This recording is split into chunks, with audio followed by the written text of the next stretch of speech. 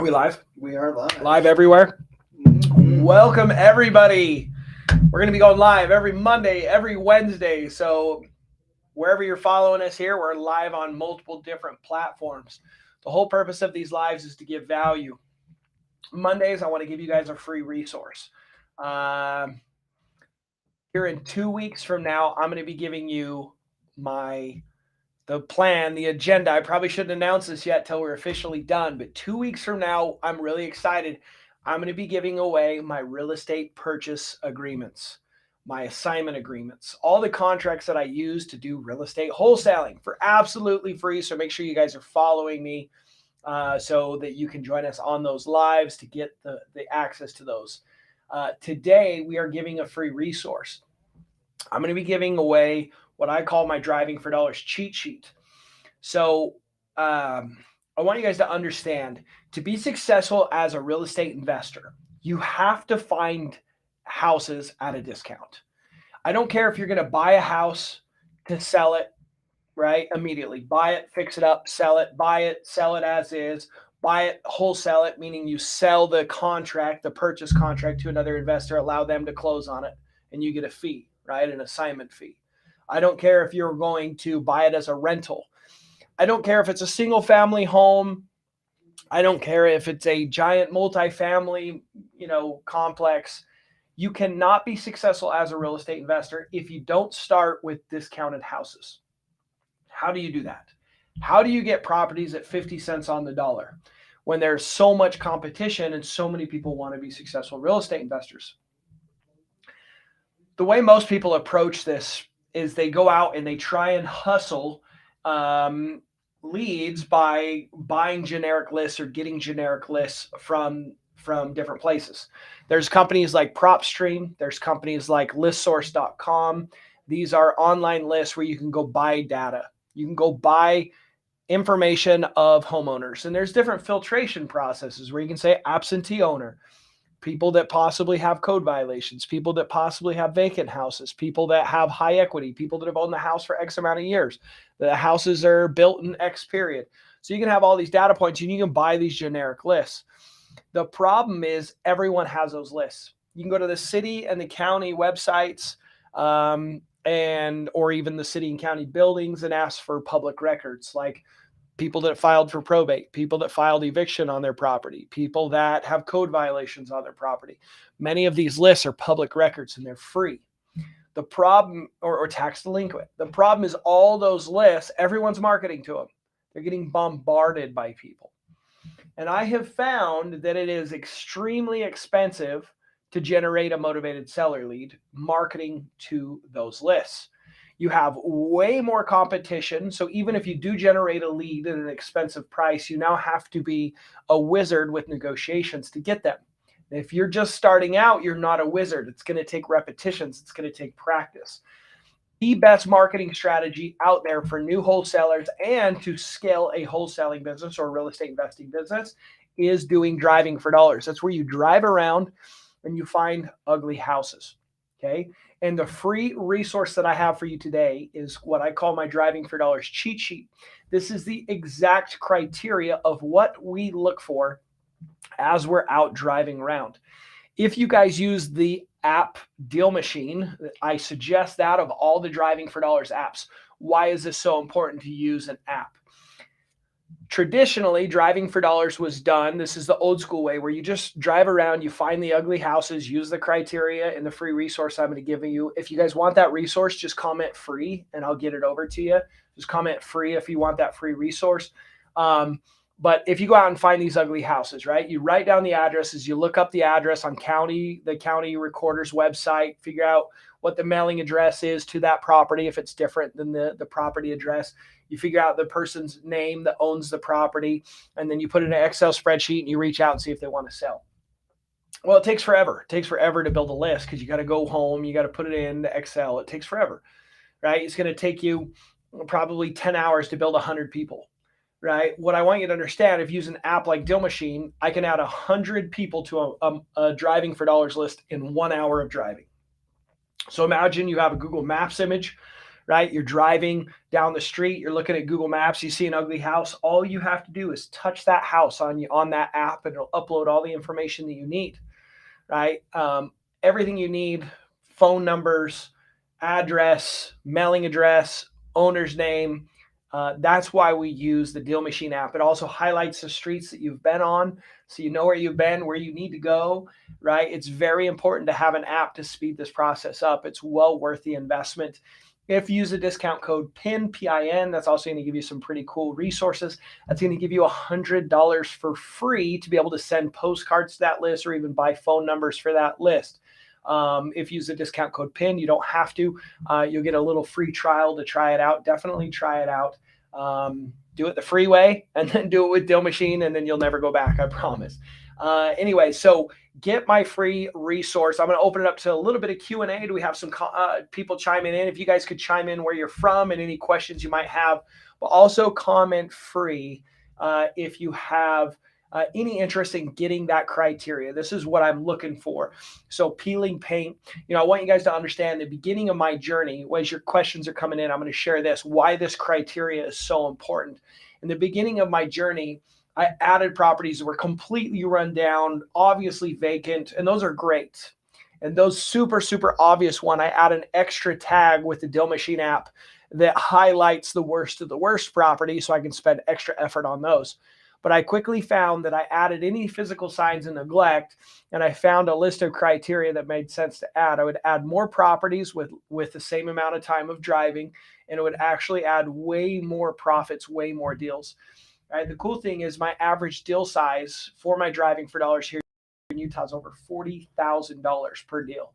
So making sure that I don't miss a deal is very important. So that criteria has been essential to our success with driving for dollars. So make sure you get that free resource by commenting free below. Any questions? Where are people coming in from? Right here, we have one Fish and Pigs Investments from YouTube saying, "Hey Zach, what are your thoughts on Deal Machine versus Sales Rabbit?" I actually haven't used Sales Rabbit. I could not chime in on that one. It definitely may be something that I could look into. I will say, like, the main functionalities of Deal Machine, why I've used Deal Machine versus some of the other ones that I have tested, is it gives me route tracking software, and it sounds like Sales Rabbit. But anyways, I'll share what Deal Machine can do, and let's see if Sales Rabbit can do that as well. But Deal Machine allows you to hit start drive and end drive. This does multiple different things for you. This is going to highlight the areas that you've been. After a certain amount of time, the color of that route on the master map changes, because I like to redrive my area every 6 months. So I like to know when was the last time I drove in that area. It also, in the back end, in the analytics in my desktop version, if I hire a driver to go drive for me, I get to see time-stamped all the different addresses they added, how many hours they drove on that route, how long it took them. So I'm able to see, are they actually doing the work as they're supposed to? Or are they laying in their bed and adding a bunch of properties so I don't waste my money on marketing or pay them their hourly fee when they're not doing their job?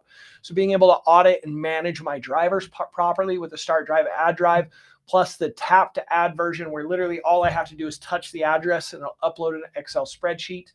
But those are some of the main functionalities within Deal Machine. There's a bunch of other awesome, valuable things, but those are the must-haves with an app. So whether you use Sales Rabbit or Deal Machine, that's fine. But I have never found another piece of technology like Deal Machine.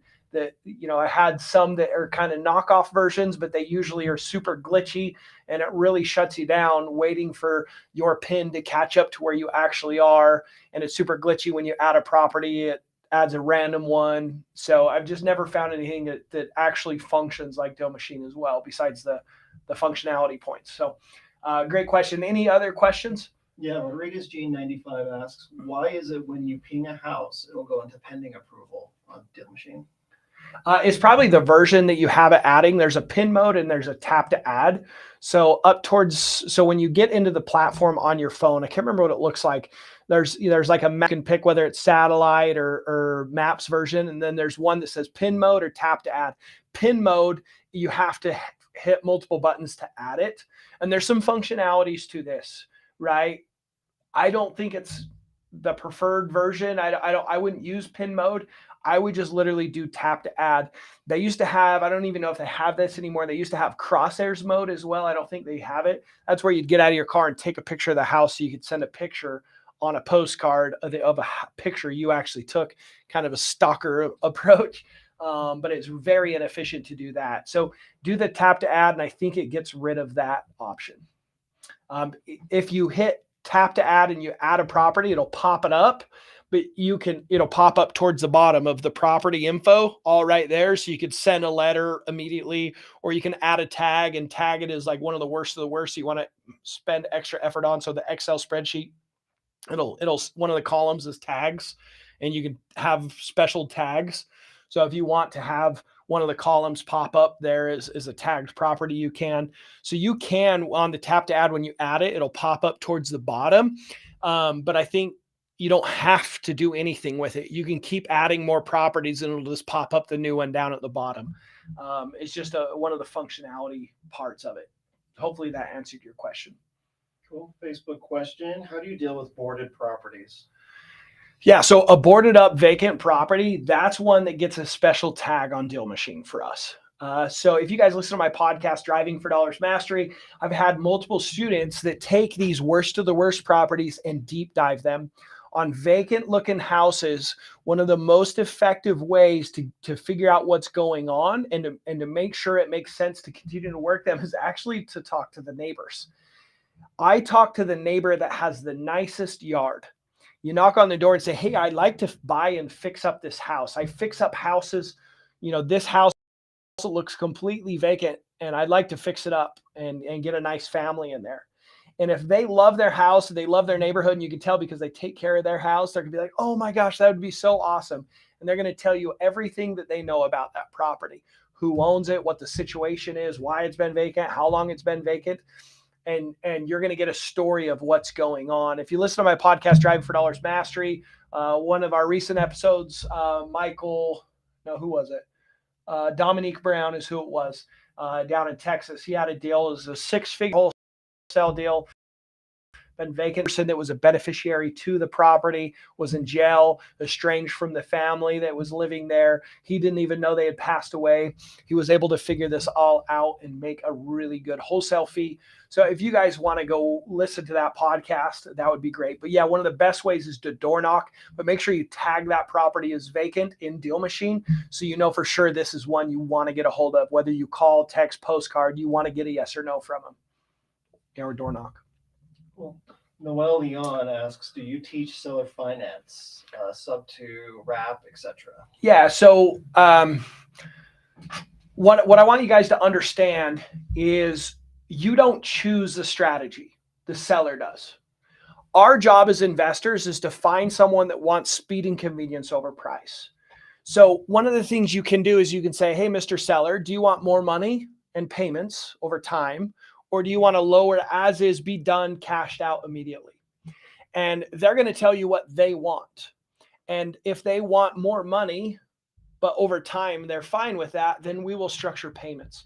I've done lots of sub 2. I literally just cherry picked a sub 2 in Logan, Utah, and have it as a rental. And I'm renting it back to the seller with an option to buy me out, right? Which is a kind of a crazy structured deal. I've never done a sub 2 back to the seller on a lease option. So I do creative deals. I've structured creative deals and I've coached students on creative deals. My free content, I mention it. My podcast, I mention it. But as far as like mentorship, like one-on-one coaching, I have an exact process to get you your first deal in 30 days or less. I emphasize wholesaling. You can wholesale creative deals, by the way. Where all wholesaling is where you sell your contract. So you can structure a seller finance contract and assign that to a new investor for a finder's fee. My biggest I usually have cherry picked my creative deals because I like holding a portfolio, but my biggest wholesale on a sub 2 was only like $45,000 or so. But if it would have been a cash deal at that price point, I don't even think I would have been able to sell it. So it was pretty cool to make more because of it. But the answer is yes. What I want you to understand more than anything, it's about the needs of the seller. It's about the needs of the people that you're helping. That's how you determine if it's seller finance or not. But yes, I do teach it. I just want you to be careful that you're not thinking, oh, I'm a sub 2 guy, or I'm a wholesale guy. You're a get out there and help people guy. That's what you guys do as an investor. Cool. I got another one from Facebook. If I am on a shoestring budget for my business, is there any reason to keep PropStream if I'm to switch to Deal Machine? No. I've always used PropStream for list pulling and skip tracing, and I'm a little concerned about Deal Machine's call and quality of data. Deal Machine's data is way better than I shouldn't say it's better.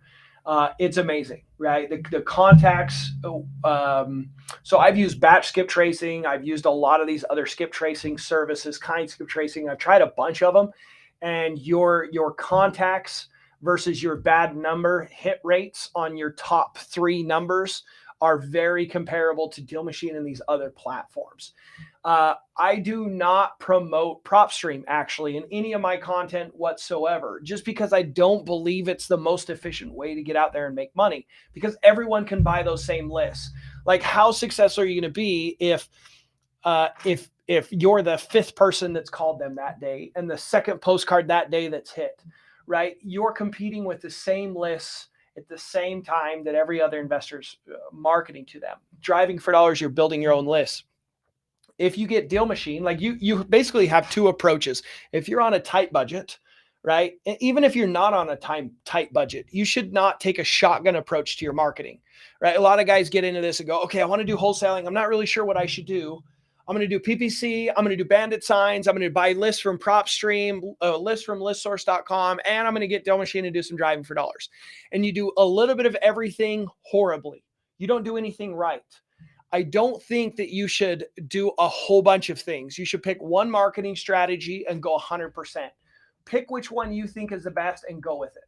I honestly believe driving for dollars, everything I have is branded driving for dollars, because I think it's the best way to start, the best way to scale, and the best way to have a systematic, unique strategy that no one else has. Even if other people are driving in your own area, they're not adding the same properties on the exact same days, on the exact same months, in the same areas, right? You're driving here and here and there, and they're on the other places, and maybe they drive the same neighborhood, but months later, and you've already marketed to them, and the new people that then respond are now the ones that are motivated today. Right. So I just feel like it's the best way to start and scale, and then you can add more. So I do radio ads. I do other lists. I do more marketing, but I've tapped out the potential of driving for dollars in my market.